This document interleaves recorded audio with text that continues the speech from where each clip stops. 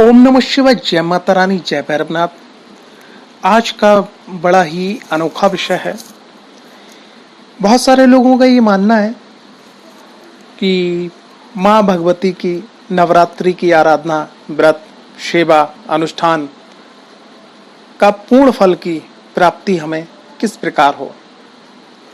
तो आज का विषय इसी टॉपिक पे है, ऐसा क्या किया जाए नवरात्रि में माँ भगवती की संपूर्ण कृपा प्राप्त हो।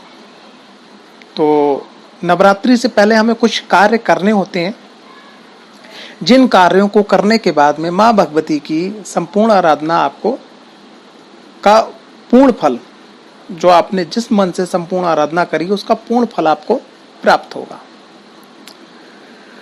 बने रहिएगा पूरे एपिसोड में अंतिम तक, जिससे आपको संपूर्ण जानकारी प्राप्त हो सके। तो प्रेम से बोलिए जय माता दी, जय माँ भगवती।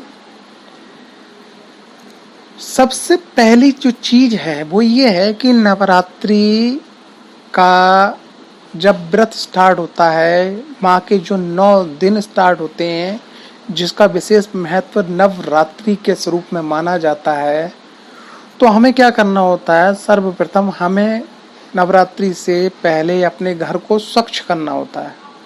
स्वच्छ करने का तरीका क्या है कि जो भी पुराने फटे पुराने वस्त्र हैं, पुराने डिब्बे हैं, पुराने जो इलेक्ट्रिक आइटम टूटे हुए पड़े हैं, या पुरानी कुछ चीज़ें ऐसी हैं जो गंदी पड़ी हुई हैं, उनको साफ करके स्वच्छ करके, या जो ऐसी चीज़ें हैं जो उपयोग में नहीं ला जा रही हैं, तो उनको स्टोर करके, यानी कि किसी वस्त्र के अंदर लपेट के, किसी प्लास्टिक के कट्टे के अंदर लपेट के, उसको बांध के आपको रख देना है। मकान का जो पूजा का स्थान है, उसके आसपास का जो स्थान है, उसको पूर्णतः साफ कर लेना है। दूसरे नंबर पे हमें एक काम और करना है कि आपके परिवार के जो पितृ हैं, तो जो भी आपके यहाँ की परंपरा है पितरों के लिए, अमावस पे जैसे आप थाली निकालते हैं, या पितरों के लिए मंदिर में कुछ चीज़ डोनेट करते हैं, या उनको अंग्यारी पे आप भोग देते हैं, या उनका हवन आहुति करवाते हैं, या उनका तर्पण करते हैं, तो जो भी आपकी प्रथा है पितरों का आप भोग दें। भोग देने के बाद पितरों से इजाज़त लें कि हे पितृदेव, जो मेरे परिवार के पितृ हैं, मैं माँ भगवती के नवरात्रि का अनुष्ठान करने चाह रहा हूँ, उसका पूर्ण फल प्राप्ति में आप अपना सहयोग प्रदान करें, जिससे मैं आगे बढ़ सकूं। ऐसी प्रार्थना करना है। पितरों के बाद जो आपके कुल देवी देवता हैं, उनका भी आपको तीसरे नंबर पे भोग प्रसाद देना है। आपको भोग प्रसाद देने के बाद में फिर आपको जो है आपके इष्ट आराध्य हैं, उनसे भी आपको प्रार्थना करना है। अगर आप प्रार्थना नहीं कर पाते, उनके मंदिर जाते हैं, दर्शन करते हैं, तो उनके नाम से आप पैसे निकाल के और प्रसाद चढ़ाएं मंदिर में जाके, या किसी गरीब की सहायता करें। यानी कुल मिला के अपने इष्ट आराध्य के प्रति धर्म कार्य करके समर्पण भाव से, चाहे एक फूल से, चाहे जल से, चाहे भोग से, चाहे प्रार्थना से, चाहे मंत्र जाप से, चाहे चालीसा से, उनको वो समर्पित करके, पढ़ के, उनको दे के फिर उनसे आज्ञा लें।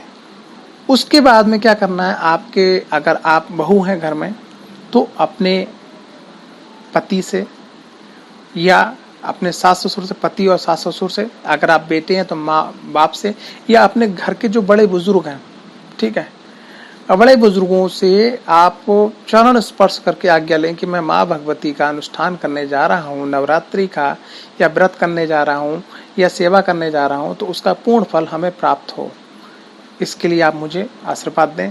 अब बहुत जगह ऐसी स्थिति बनती है कि कुछ लोग अपने बड़े बुजुर्गों से बात नहीं करते, या बड़े बुजुर्ग उनको इज्जत नहीं देते।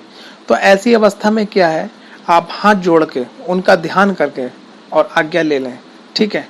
वो भले ही उनके पास आप ना जा पाएं, तब भी आपको जो है आशीर्वाद की प्राप्ति हो जाएगी।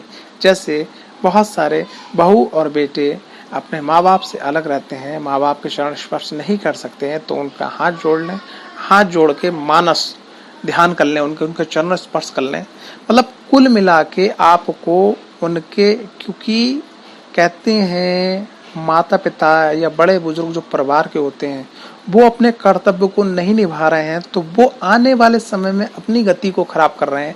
लेकिन अब हमें जानकारी है कि माता पिता या बड़े बुजुर्ग का बहुत बड़ा रोल होता है या बड़े भाई बहनों का बहुत बड़ा रोल होता है, तो उनको वो भले ही आपको ना समझें, आप उनके पास नहीं जा सकते हैं या आप नहीं जाना चाहते हैं, तो ऐसी अवस्था में आप हाथ जोड़कर आप अपनी पूजा में ही उनका चरण स्पर्श कर लें, ऐसे मान के कि मैं उनसे आज्ञा ले रहा हूँ। ठीक है, ये करने के बाद में फिर आप जब माँ भगवती की आराधना करते हैं तो यकीन मानिएगा कि जो आप अनुष्ठान करते हैं उस अनुष्ठान में आपको 100 गुना ज्यादा और पुण्य फल की प्राप्ति होती है।